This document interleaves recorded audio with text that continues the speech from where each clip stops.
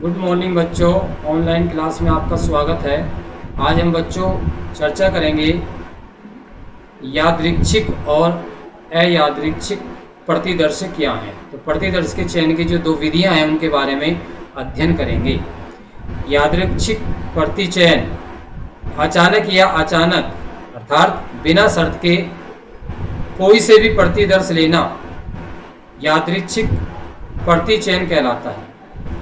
तो यह वह प्रतिचयन होता है जिसमें समष्टि प्रतिदर्श समूह से व्यक्तिगत इकाइयों के रूप में चयनित किया जाता है। तो इसमें बच्चे एक उदाहरण के रूप में हम जानेंगे।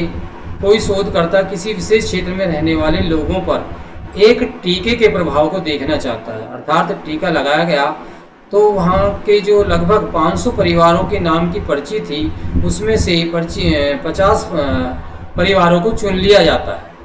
ठीक इसमें समष्टि के अर्थात 500 परिवार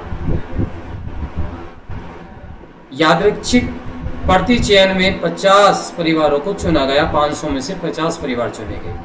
तो इस प्रतिचयन में प्रत्येक व्यक्ति के चयनित होने की समान संभावना होती है बच्चों, और चयनित व्यक्ति बिल्कुल वैसा ही होता है जैसा न चुना गया व्यक्ति। अर्थात एक व्यक्ति को चुन लिया गया और दूसरे को नहीं चुना गया, तो दूसरा जो नहीं चुना गया वह भी उसी के समान बच्चों माना जाएगा। अब इसमें क्या ऐसा है कि जैसे लॉटरी विधि हो, इस विधि को लॉटरी विधि भी कहा जाता है। वर्तमान में इस विधि तो कंप्यूटर का प्रयोग किया जाता है।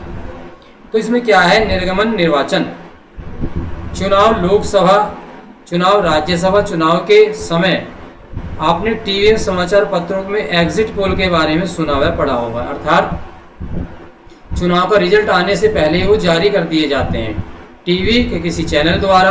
अब वो कैसे उसको जारी करते हैं बच्चों, टीवी अखबार वाले मतदान केंद्रों में वोटर से प्रश्न पूछते हैं। हाँ भाई आप बताओ किसको वोट दी, आप बताओ किसको वोट दी। कोई किसी को बताएगा, कोई किसी को बताएगा। तो अब उस आधार पर आंकड़े एकत्र कर लेते हैं कि सबसे अधिक वोट किस पार्टी को मिले हैं, तो कौन सी पार्टी बच्चों सरकार बनाने की स्थिति में है। दूसरा है, इसी क्रम में भी यादृच्छिक संख्या सारणी का उपयोग कैसे किया जाता है।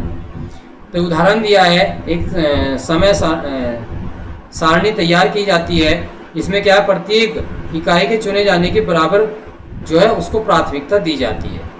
समय सारणी प्रकाशित रूप में उपलब्ध होती है या सॉफ्टवेयर के द्वारा तैयार की जाती है। इस सारणी को कहीं से भी आरंभ किया जा सकता है। इसकी संख्या, बड़ी संख्या 200 है। इसमें 20 परिवार को चुना गया है। तो इस प्रकार से इस आंकड़ों के अनुसार भी हम अपनी जो आंकड़े हैं उसको हम तैयार कर सकते हैं। दूसरा पॉइंट है इसमें अयादृच्छिक प्रतिचयन, जब किसी समष्टि में कुछ प्रतिदर्श शर्त के साथ चुने जाएं या प्रतिदर्श यादृच्छिक प्रतिचयन द्वारा प्रतिदर्श न चुने जाएं तो वह अयादृच्छिक प्रतिचयन होता है। जैसे 200 परिवारों में से 20 परिवारों का चयन किया गया। किस परिवार का चयन किया जाए, किस आधार पर किया जाए, किस शर्त पर किया जाए, ये प्रश्न उठता है। तो यहाँ पर यह पूर्व नियोजित होता है कि किस व्यक्ति का, किस परिवार का उसमें चयन किया जाता है। तो अयादृच्छिक प्रतिचयन में समष्टि की सभी इकाइयों को चुने जाने की संभावनाएं समान नहीं होती हैं। यह सर्वेक्षक स्वयं अपनी सुविधानुसार अपने निर्णय से चयन करता है। अर्थात अपनी इच्छा के अनुसार वह उनका चयन करके अपने आंकड़ों को एकत्र करता है। तो इसमें प्रतिचयन में कुछ त्रुटियां हो जाती हैं। जैसे समष्टि की दो विशेषताएं होती हैं। प्रथम, केंद्रीय प्रवृत्ति जिसे औसत बहुलक द्वारा मापा जाता है। द्वितीय, विचलन मध्य विचलन के माध्यम से बच्चों मापा जाता है। एक उदाहरण के माध्यम से भी बताया गया है। अप्रतिचयन त्रुटियां, प्रतिचयन की त्रुटियों को बड़े आकार के प्रतिदर्श लेकर कम किया जा सकता है, जबकि अप्रतिचयन त्रुटियों को कम नहीं किया जा सकता। अतः यह कहना कि अप्रतिचयन त्रुटियां प्रतिचयन त्रुटियों से अधिक गंभीर है उचित है। तो आंकड़े अर्जन में त्रुटियां हो सकती हैं। जैसे सर्वेक्षण के दौरान प्रश्नों के गलत उत्तर लिखने से आंकड़ों में त्रुटियां हो जाती हैं। जैसे दुकानों पर अलग अलग बाजारों में भिन्न भिन्न हो सकता है, उसकी गुणवत्ता और मूल्य में अंतर हो सकता है। तो इस प्रकार जैसे एक उदाहरण दिया है कि एक अध्यापक ने विद्यार्थियों को विद्यालय में खड़े एक वृक्ष की परिधि मापने का कार्य दिया। तो छात्रों द्वारा लाई गई परिधि में अलग अलग अंतर हो सकता है, फीते में अंतर हो सकता है, छात्र लापरवाह हो सकते हैं, किसी को उसकी जानकारी ठीक प्रकार से ना हो, तो आंकड़ों में बच्चों उसमें त्रुटियां होने की संभावनाएं हो सकती हैं।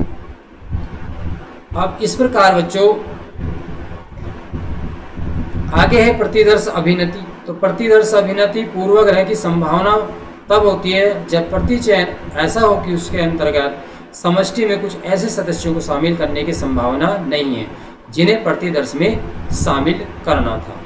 अब भारत में जनगणना एवं राष्ट्रीय प्रतिदर्श सर्वेक्षण किस प्रकार से किया जाता है उस पर चर्चा करेंगे। तो भारत में कुछ राष्ट्रीय एवं राज्य स्तर की संस्थाएं हैं जो सांख्यिकीय आंकड़ों को संग्रहित तथा सारणीबद्ध करती हैं। ये संस्थाएं केंद्रीय सांख्यिकी कार्यालय, भारत का महापंजीकरण, वाणिज्यिक सतर्कता, सांख्यिकी महानिदेशालय, श्रम ब्यूरो, केंद्रीय संगठन आदि उपलब्ध कराते हैं। तो वर्ष में बच्चों आपको जैसे मालूम है 10 वर्ष में एक बार जनगणना होती है। ध्यान रखेंगे सबसे पहले जनगणना 1951 में की गई थी। तो जनसंख्या में विभिन्न पहलुओं पर प्रकाश डाला जाता है बच्चों, जिसमें लिंग अनुपात, साक्षरता, ग्रामीण और शहरी का वितरण, अर्थात गांव में कितने लोग निवास करते हैं, शहर में कितने लोग निवास करते हैं। निर्वाचन भारत में अनेक आर्थिक सामाजिक मुद्दों को समझने में किया जाता है। राष्ट्रीय प्रतिदर्श सर्वेक्षण संगठन की स्थापना आर्थिक मुद्दों पर राष्ट्रीय स्तर पर सर्वेक्षण हेतु की गई थी और यह संगठन निरंतर इस कार्य को कर रहा है। इन्हीं आंकड़ों के आधार पर बच्चों राष्ट्रीय प्रतिदर्श में संगठन, साक्षरता, बेरोजगारी, रोजगार, विद्यालयी नामांकन, विनिर्माण, सेवा आदि उद्योगों में रुग्णता, मातृत्व, शिशु देखभाल, सार्वजनिक वितरण प्रणाली आदि के आंकड़े एकत्र किए जाते हैं बच्चों। तो इस प्रकार से भारत की जो है राष्ट्रीय सर्वेक्षण प्रणाली बच्चों काम करती है। तो इसमें बाद में बच्चों आपका सारांश और पुनरावलोकन बचता है, जिसके बारे में हम ऑडियो के माध्यम से आपको नेक्स्ट क्लास में समझाएंगे। आज का जो हमारा ये चैप्टर है बच्चों समाप्त होता है। धन्यवाद।